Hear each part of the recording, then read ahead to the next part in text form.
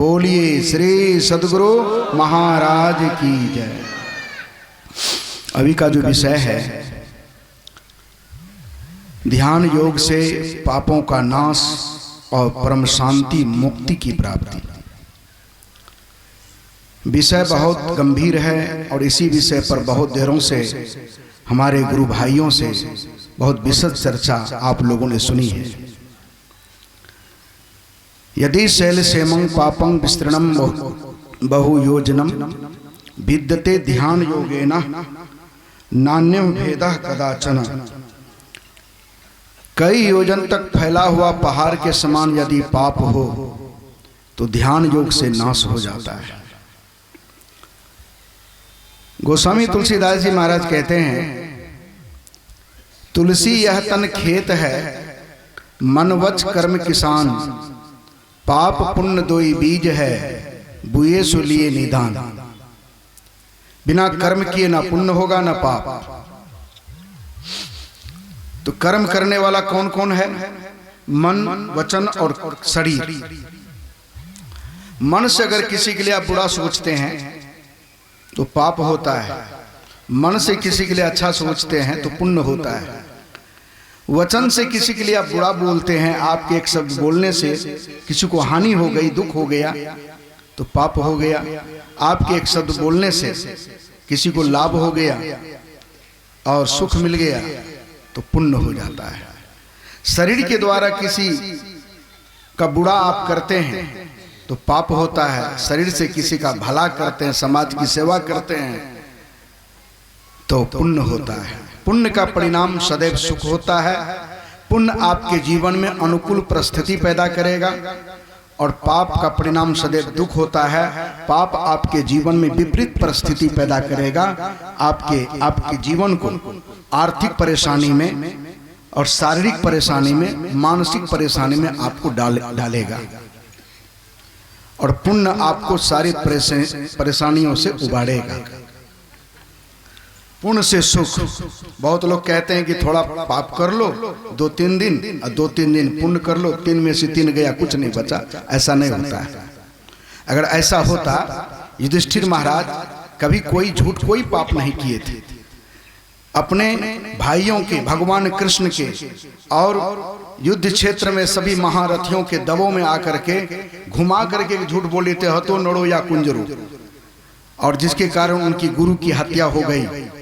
और महाभारत 6ठा खंड में लिखा है कि स्वर्गारोहण पर्व में युधिष्ठिर महाराज के दाहिने पैर में कुष्ठ का रोग हो गया गुरु से झूठ बोलने के कारण, और मिथ्या 2 मुहूर्त तक उनको नरक देखना पड़ा, असह्य वेदना हुई। ऐसा नहीं होता है। तो दुख, पाप का परिणाम अलग, पुण्य का परिणाम अलग अलग भोगना पड़ता है।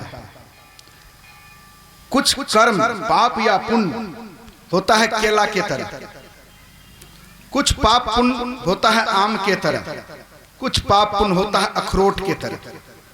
जैसे हम लोग केला लगाते हैं तो केला साल भर के अंदर खा लेते हैं, तो पाप या पुण्य किए, साल भर के अंदर भोग लिए। कुछ होता आम के तरह, आम लगाए, देसी आम, तो बढ़ते बढ़ते बढ़ेगा, तो पल्लवित होगा, तब पुष्पित होगा, तो फलित होगा। तो कुछ 10 वर्ष लग गया, तो कुछ पाप पुण्य किए तो 10 वर्ष के अंदर ही भोग लेते हैं। और कुछ कर्म होता अखरोट के तरह। अखरोट का पौधा जब लगाएंगे तो 40 वर्ष के बाद वह फल देगा। बीचे में कहीं शरीर छूट गया, संयोग नहीं लगा, तो कई जन्मों के बाद भी कर्मों का फल भोगना पड़ता है। इसलिए इन सारे कर्मों का, जो भी हम कर्म करते हैं, अच्छे कर्मों का अच्छा परिणाम, बुरे कर्मों का बुरा परिणाम। महाभारत का प्रसंग साक्षी है कि द्रौपदी अग्नि पुत्री थी, अग्निकुंड से प्रकट हुई थी, दिव्य सुंदरी थी, लेकिन उनके पिता कहलाए एक राजा द्रुपद, समर्थवान राजा की पुत्री। एक दिन वह जाती है अपनी द्रौपदी के साथ। क्या हुआ, क्या बोली थी? अंधे का बेटा अंधा होता है, वचन से पाप हो गया। दुर्योधन उनके घर के उद्घाटन में आए हुए थे, वापस लौटकर चला गया। जुआ खेले, जुआ में सब कुछ हार गए पांडव, द्रौपदी को भी हार गए।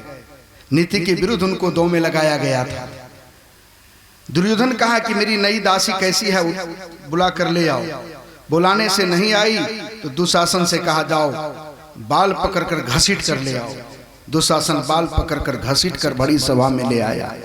उस समय में द्रौपदी का शरीर अपवित्र था, रजस्वाला स्थिति में थी, एक वस्त्रा थी और जाने की स्थिति में नहीं थी। लाख मना करने पर भी नहीं माना। कहा नंगा करके मेरे जांग पर बैठाओ। छटपटाने लगी। उसी परिवार के सभी लोग, उनके पिता के मित्र भी, द्रोणाचार्य भी बैठे थे। कोई प्रतिकार नहीं किए, अन्याय का कोई विरोध नहीं किए। अंत में द्रौपदी अपने पतियों की तरफ नजर मिलाती है। जहां जहां नजरें मिलाई सब अपनी नजरों को झुका लिए, कोई आंख नहीं मिलाए। निसहाय स्थिति में खींचातानी शुरू है। अंत में दोनों हाथ ऊपर करके क्या कहती, दुख हरो द्वारिका नाथ शरण में तेरी। भगवान आए, सारी में समा गए। दुशासन खींचते खींचते सारा बल समाप्त हो गया, लेकिन नंगा नहीं कर सकते। क्या कोई फजीहत बाकियों रह गई? एक शब्द बोली थी, अंधे का बेटा अंधा। वचन से पाप हुआ, पाप का परिणाम इतना भयंकर आया। ये बची कैसे? अपने सखियों के साथ जब नदी में नहाने गई, जब मायके में थी, एक दिन नदी में नहाने गई थी तो एक महात्मा पहले से नहा रहे थे। कहा बाबा हम लोग भी स्नान करेंगे, आप तो बहुत देर से नहा रहे हैं, बाहर निकलिए, हम लोग भी नहाएंगे। कहा बेटी हम तो बाहर निकल जाते, लेकिन मेरी कोपिन पानी की तेज धारा में बह गई है, मैं नंगा हो गया हूं। इसी लज्जा के कारण मैं बाहर नहीं निकल पा रहा हूं। द्रौपदी संस्कारी थी, बड़े घर की बेटी हो और संस्कारी हो, ये बड़े ऊंचे दर्जे की बात होती है। साड़ी फाड़ कर दो टुकड़ा बनाती है, अब पानी में ले जाकर पकड़ा देती है। साधु बाबा पानी के अंदर एक टुकड़ा कमर में बांधे, दूसरा टुकड़ा पहनकर बाहर निकले। द्रौपदी साष्टांग प्रणाम करती है। बाबा ने आशीर्वाद दिया, तुमने मेरी लाज बचाई है, तुम्हें इतना कपड़ा मिलेगा, तुम्हारी इज्जत को कोई नंगा नहीं कर सकेगा। पाप से फजीहत हुई। भगवान कृष्ण का वह आशीर्वाद था, सुदर्शन चक्र से जब उंगली कट गई थी, शिशुपाल के वध के समय साड़ी फाड़कर उंगली में बांधी थी। दो आशीर्वाद के कारण, पुण्य के कारण उसकी लाज बची। अपने ही कर्म से फजीहत हुई, अपने ही कर्मों से इज्जत बची। जब तक संसार में रहेंगे कुछ न कुछ अच्छा बुरा करेंगे। सबका संस्कार कर्म का मन पर रहता है। मन आत्मा का पार्टनर है। मन जो है आत्मा का पार्टनर है। और जब साधारण लोग मरते हैं तो आत्मा के साथ मन चलता है और कर्मों का भोग उनको भोगना ही पड़ता है। इन सब से अगर छूटना चाहते हैं तो हमारे संत लोग कहते हैं, आंख से नीचे के भाग को पिंड कहते हैं, कर्ममंडल। आंख से ऊपर के भाग को ब्रह्मांड कहते हैं। जब तक कर्ममंडल में रहेंगे तो भोग भोगना ही पड़ेगा। जैसे भारत में जो रहते हैं, भारत में अपराध करेंगे तो भारतीय नियम संविधान के अनुकूल उसे दंड भोगना ही पड़ेगा। लोग क्या करते हैं, यहाँ अपराध करते हैं, अब भाग करके दूसरे देश चले जाते। यहाँ की सरकार चाह करके भी उसे नहीं ला पाती है या दंड नहीं दे पाती है।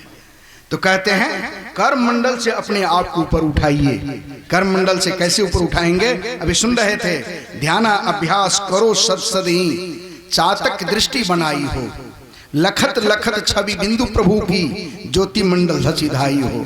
दूसरे जगह गुरु महाराज कहते हैं कि गुरु हरि चरण में प्रीति हो, असली प्रीति तब आपकी होगी, युग काल क्या करे, कछुवी की दृष्टि हो तो जंजाल क्या करे।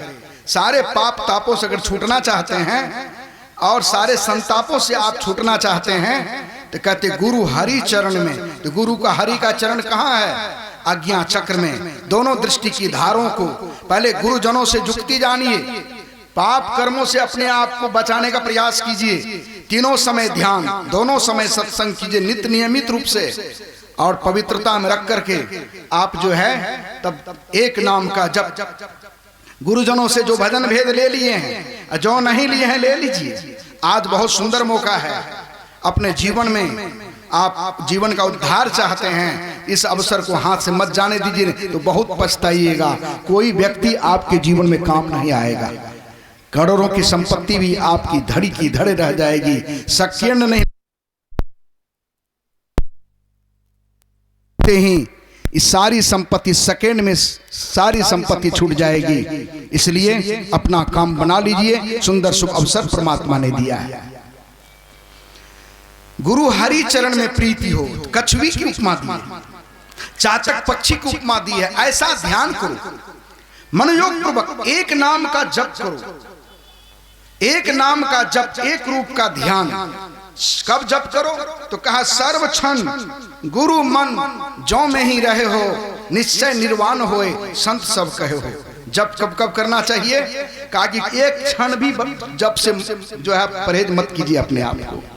शौचालय में हैं, सोरी घर में हैं, जिस भी स्थिति परिस्थिति में हैं, एक सेकंड के लिए भी जप को मत छोड़िए। हरदम हर क्षण जप कीजिए। और जप करेंगे जिनका नाम लेंगे उनका रूप भी सामने बना रहेगा, और ध्यान पर बैठेंगे आपका ध्यान जल्दी बनेगा। इसलिए जप करते करते तब मानस ध्यान कीजिए। ध्यान करते करते जब ध्यान ठीक ठीक बन जाए तो गुरु मूर्ति हृदय उगाइए, जो इच्छे सो ही फल पाइए। खाली मानस जप मानस ध्यान में आप सफल हो जाइए, आपकी सारी मनोकामना पूर्ण होने लग जाएगी। जो ही इच्छे, गुरु नानक देव जी ने कहा, जो ही इच्छे सो ही फल पाइए। फिर कहा गुरु इंगित स्थान पर ध्यान करना, आंखें बंद करके घोर अंधकार दिखाई देता है। गुरु इंगित स्थल पर दृष्टि धारों को, मन को एकाग्र कीजिए, ख्याल को टिकाइए। कैसे टिकाइए? कछुई की दृष्टि और चातक पक्षी की उपमा दी है। जैसे कछुई अंडा देती है बालू में, दूर में जाकर सूखे बालू पर गड्ढा खोदकर अंडा दे देती है, अब बालू से ढक देती है। मैंने कछुई को अंडा देते हुए देखा है नदी के किनारे। और फिर पानी में आ जाती है, फिर अंडा सेवती नहीं। जबकि चिड़िया जब अंडा देती है तो 22 घंटे तक अंडा पर बैठती है, शरीर का गर्मी देती है, तब अंडा का विकास होता, बच्चा होता है। कछुई बैठती नहीं है, तो गर्मी कैसे पहुंचाती है? तो रहती है पानी में, ख्याल है अंडा पर, अपने ख्याल से वहां गर्मी पहुंचाती है। गुरु महाराज कहते हैं जिस दिन आपका ख्याल इतना मजबूत हो जाएगा, एक सेकंड के लिए भी कछुई का ख्याल इधर उधर हो गया, अंडा तुरंत नाकाम हो जाएगा, सड़ जाएगा। इसी तरह का ख्याल मजबूती के साथ जब आप ध्यान करेंगे तो क्या होगा? तो जंजाल क्या करे, संसार का व्याधि दुख युग का प्रभाव आपको प्रभावित नहीं करेगा।